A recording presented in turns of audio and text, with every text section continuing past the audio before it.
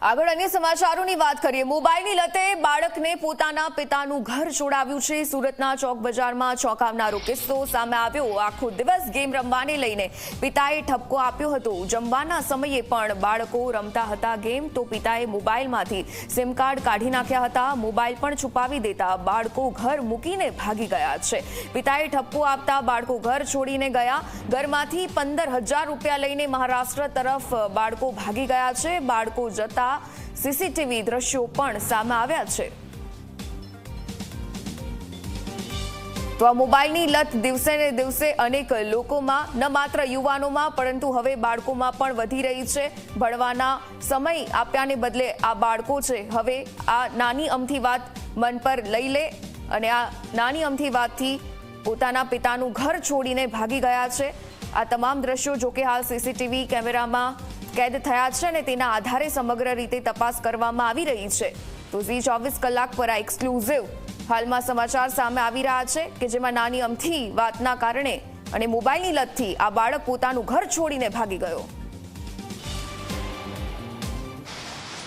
મોબાઈલમાં ગેમ રમવા બાબતે ઠપકો આપતા 3 બાળકો ઘર છોડીને જતા રહ્યા છે। ખાસ કરીને જે ઘટના છે તે સુરતના પંડોર વિસ્તારમાં આવેલા સહયોગ ઇન્ડસ્ટ્રીયલ સોસાયટીની છે, જ્યાં 3 જે બાળકો છે તે રોજે રોજ મોબાઈલમાં ગેમ રમતા હતા। જે રીતે ગેમ રમતા હતા ત્યારબાદ પિતા દ્વારા અવારનવાર જે બાળકો છે તે બાળકોને ઠપકો આપતા હતા, જેને લઈને આ 3 જે બાળકો છે તેમને માઠું લાગી આવ્યું હતું અને વહેલી સવારે 3 જે બાળકો છે તે ઘર છોડીને ચાલ્યા ગયા છે। આપ સીધા દ્રશ્યો જોઈ શકો છો।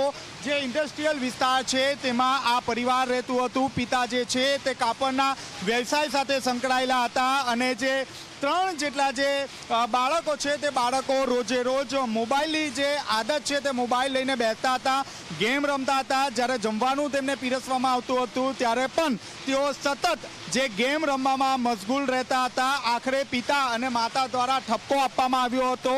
ઠપકાને લઈને આ જે બાળકો છે તે બાળકોને માઠું લાગી આવ્યું હતું અને પોતાના ઘરેથી નીકળી ગયા છે। હાલ તો ચોક બજાર પોલીસ સ્ટેશનમાં અપહરણનો ગુનો નોંધવામાં આવ્યો છે। સૌથી મહત્વની વાત છે કે પોલીસ દ્વારા અલગ અલગ વિસ્તારના 100થી વધુ સીસીટીવી ફૂટેજની મદદથી તપાસ હાથ ધરવામાં આવી રહી છે। સુરત રેલવે સ્ટેશન અને બસ સ્ટેશનની પણ ખાસ કરીને તપાસ હાથ ધરવામાં આવી હતી, જેમાં ખાસ કરીને આ 3 જે બાળકો છે તે જતા નજરે પડી રહ્યા છે। પોલીસ દ્વારા તપાસ હાથ ધરવામાં આવી ત્યારે તેઓ મહારાષ્ટ્ર હોવાનું સામે આવ્યું છે, જેને કારણે પોલીસની એક જે ટીમ છે તે ટીમ મહારાષ્ટ્ર પહોંચી ગઈ છે અને મહારાષ્ટ્ર ખાતે આ જે બાળકો છે તે બાળકોની શોધખોળ હાથ ધરી છે। ખાસ કરીને આપની સાથે તેમની બહેન જોડાય છે।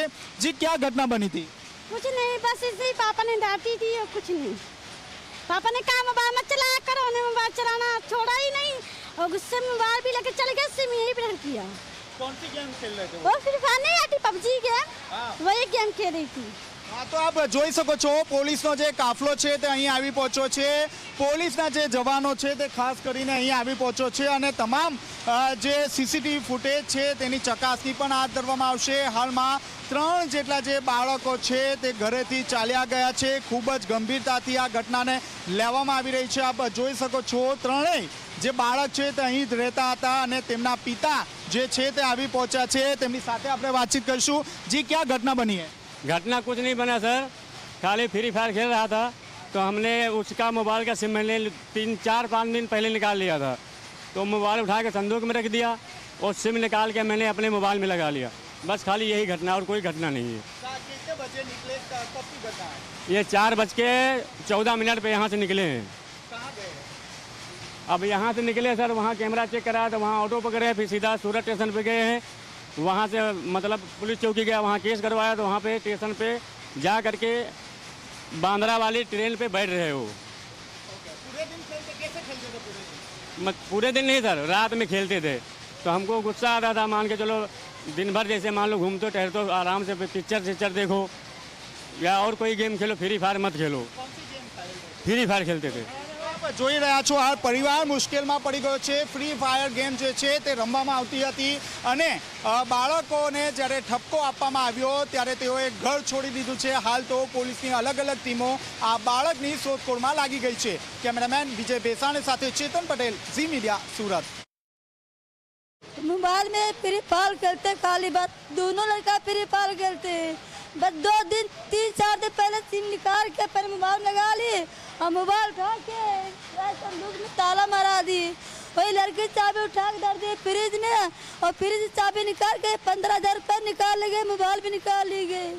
हम लोग को पता नहीं रही कि बच्चे माँ निकाल के लेके चले जाएंगे। हाँ, पूरा ले गए पैसे। ઘટના છોકરાઓ ફ્રી ફાયર ગેમ રમતા હતા એટલે એમના મા બાપે ના પાડી એટલે જતા રહ્યા છે એવું એમને મા બાપે ફરિયાદમાં જણાવ્યું છે કે ભાઈ એ રીતે એ છોકરાઓ જતા રહ્યા છે। હાલમાં આપણે રેલવે સ્ટેશન સુધી ગયા છે એવું જાણવા મળ્યું છે। હવે ટીમો અલગ અલગ તપાસ કરે છે। એ તો પીઆઈ સાહેબે એક્ઝેક્ટ બનાવી છે ટીમો, બરાબર છે। અમારે રીતે અલગ અલગ ટીમો બનાવી છે।